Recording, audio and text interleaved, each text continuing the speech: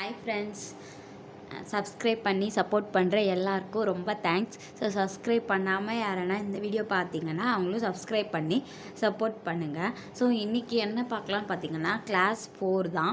So class 4ல் என்ன பார்க்க போகிறோன்னு பார்த்தீங்கன்னா ஜரி த்ரெட்டில் சேம் செயின் ஸ்டிச் தான். ஸோ ஜரியில் எப்படி போடுறது அப்படின்னு சொல்லிட்டு இன்றைக்கி வீடியோவில் வந்து பார்க்க போகிறோம். ஸோ நம்ம ஃபஸ்ட்டு ஆல்ரெடி ஸ்விங் த்ரெட்டில் வந்து பார்த்துருப்போம். ஸோ இப்போ ஜரியில் வந்து எப்படி போடலாம் அப்படின்னு சொல்லிட்டு பார்க்கலாம். அதே மாதிரி தான் போட போகிறோம். ஸோ அதே நான் 14 நீடில் வந்து 14 நம்பர் நீடில் வந்து எடுத்திருக்கேன். ஸோ இப்போ நம்ம ஜரியில் போடலாம் வாங்க. ஸோ இப்போ ஜரியில் அதே மாதிரி 10 சுற்றி எண்ணாட் போடுவோம் இல்லையா? ஸோ அப்படியும் நீங்கள் போடுங்க. சப்போஸ் அந்த மாதிரி போட வரல அப்படின்றப்ப சுகர் பீடு இருக்கு இல்லையா? ஸோ சுகர் பீடு இருக்கு இல்லையா? அதனால் ஒரு பீடு எடுத்து இந்த மாதிரி வந்து நாட் போட்டு முடிச்சு போட்டு வச்சுக்கோங்க. ஸோ சேம் ப்ராசஸ் தான். நான் வந்து இந்த 2 விரலில் வந்து பிடிச்சிட்டு ஆள்காட்டி விரலுக்கு மேலே கொண்டு போயிட்டு அகெயின் இதை வந்து நான் அப்படியே கீழே கொண்டு போயிடுறேன். கீழே கொண்டு போகும்போது நீங்கள் இந்த நிப்பில் மாட்டி இந்த த்ரெட்டை தான் வந்து மேலே வந்து எடுக்க போகிறீங்க.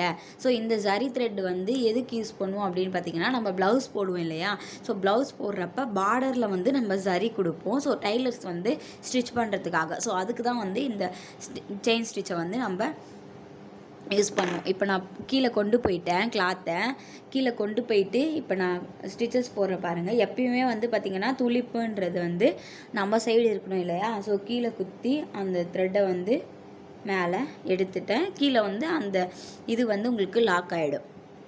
ஸோ கிளியராக நெக்ஸ்ட்டு அதே மாதிரி நம்ம நார்மலாக எப்படி நம்ம செயின் ஸ்டிச் போடுவோமோ அதே மாதிரி தான் லெஃப்ட்டு ரைட்டு கீழே குத்தி மேலே எடுத்துட்டு லெஃப்ட்டு ரைட்டு கீழே குத்தி மேலே எடுத்துட்டு லெஃப்ட்டு ரைட்டு.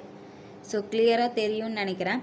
ஸோ அதே மாதிரி நீங்கள் ஃபஸ்ட்டு இப்போ ட்ரை பண்ணுறீங்க அப்படின்றப்ப இந்த அளவு இருக்கு இல்லையா? இந்த ஸ்டேஞ்சோட அளவு வந்து சேமாக வராது. ஸோ கொஞ்சம் மாறி தான் வரும்.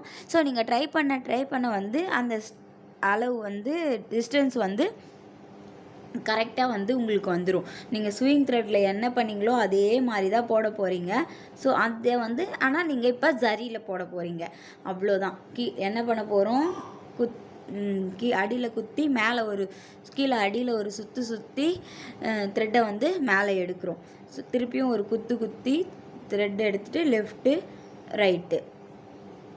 ஸோ இந்த மாதிரி போட்டு ப்ராக்டிஸ் பண்ணுங்கள். ஸோ அப்புறம் ப்ராக்டிஸ் பண்ணிட்டு உங்களுக்கு இதுவாக வர்றப்ப பிரித்து விட்டுருங்க. ஸோ பிரித்து விட்டுட்டு நீடில் வச்சு இப்படி பண்ணிங்கன்றப்ப அந்த ஹோல்ஸ்லாம் போயிடும்.